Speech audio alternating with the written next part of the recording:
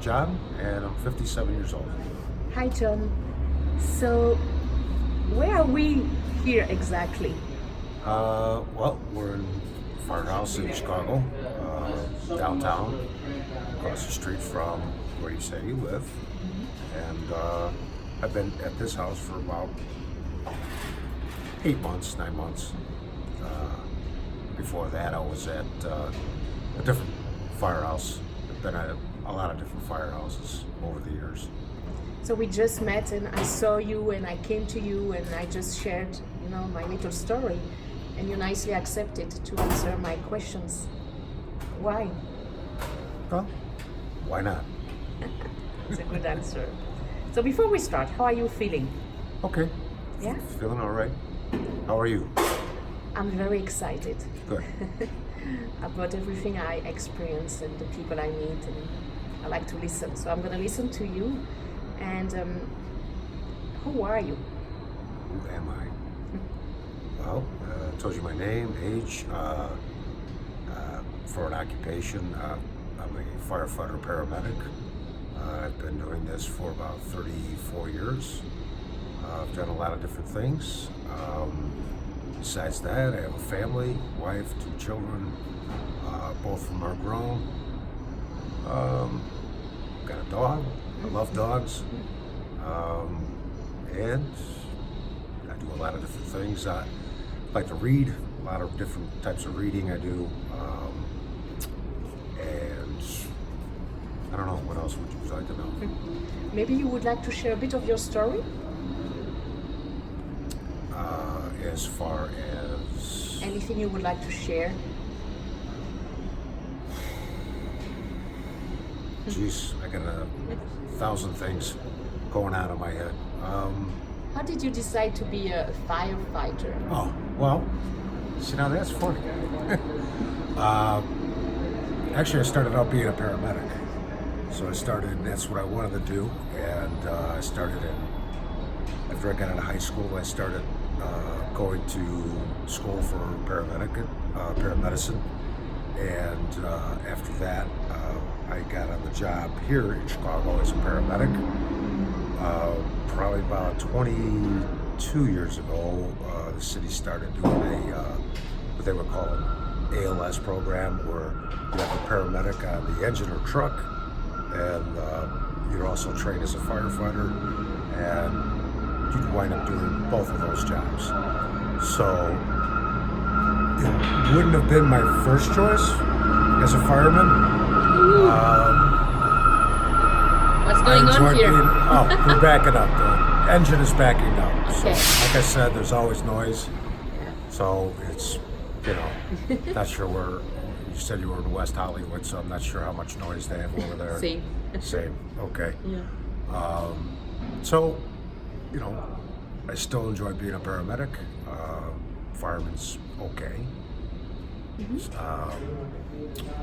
In between, my original was I wanted to go to medical school, so I started studying and going to school part-time for chemistry, and I did get the degree.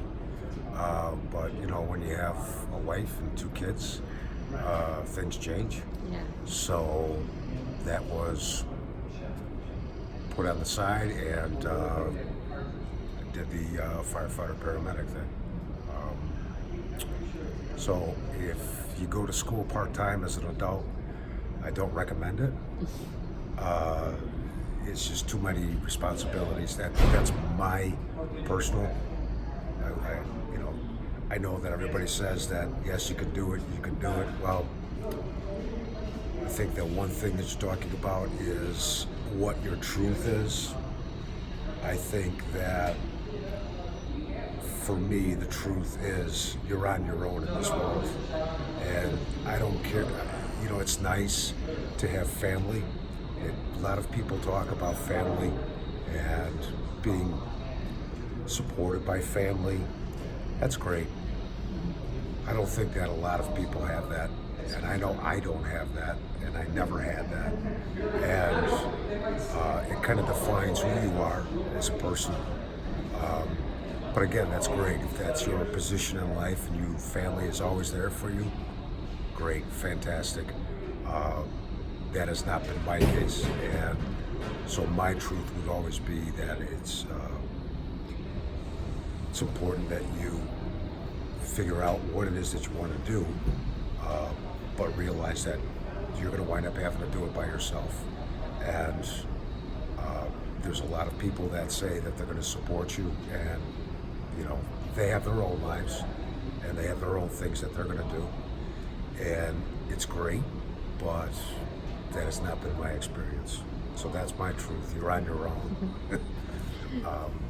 Anything else? What brings you joy? What brings you joy? I will answer that. I have to go do this watch thing. Yes. So if that's okay. Of course. I'll be right back. Okay. So what brings So, me joy? yeah. What I enjoy doing, or what brings me joy, is writing, sailing, martial arts. What kind of Well, I've martial done art? different types of martial arts over the years. I started out doing Okinawa karate. I did that for about 5 years. Korean Hapkido. That I did for about 12 years. Did American style boxing, Muay Thai, Brazilian Jiu-Jitsu, and Judo. And now I'm doing Filipino Arnis. So it's modern Arnis. Remy Priestess is the originator of that style. So with all those techniques and you being a firefighter, what is your biggest fear?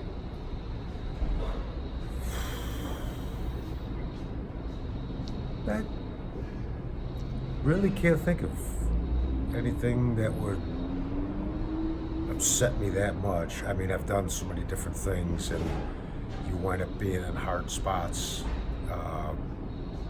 in the past. So I'm not saying it's perfect or that I'm not afraid of anything. I guess could say I've been lucky enough to where any situation I've been in, I was able to get myself out of. And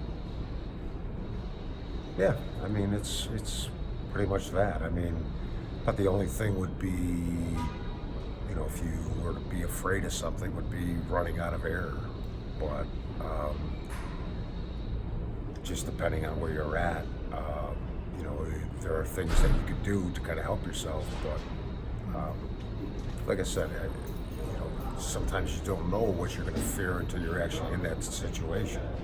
And when you're in that situation, hopefully you kind of worked out all those little things prior to, and then those things aren't as big of a deal. But I think that also,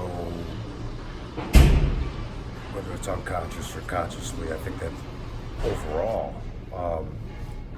what happens is,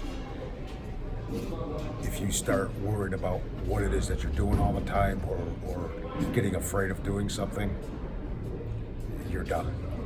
So you have to kind of place that out of your mind, and whatever happens, happens. And so I guess that fear is just removed, because it's like, well, it's actually kind of liberating, because if you die, you die. It's the way it goes.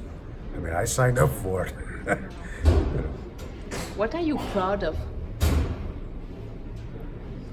Proud of just never quitting, no matter what it is that I've done.